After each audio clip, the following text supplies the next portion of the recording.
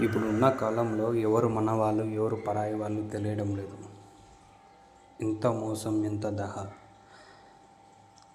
మన వాళ్ళు కాదన్న వాళ్ళు మన వాళ్ళు అవుతున్నారు, మన వాళ్ళు అన్న వాళ్ళు మన వాళ్ళు కాదంటున్నారు. ఇప్పుడున్న కాలంలో అలా రెడీ అయ్యారు. నిన్నటి వరకు అందరూ మన వాళ్ళే అనుకున్నా, మళ్ళీ తెలిసింది ఎవరు మన వాళ్ళు కాదు.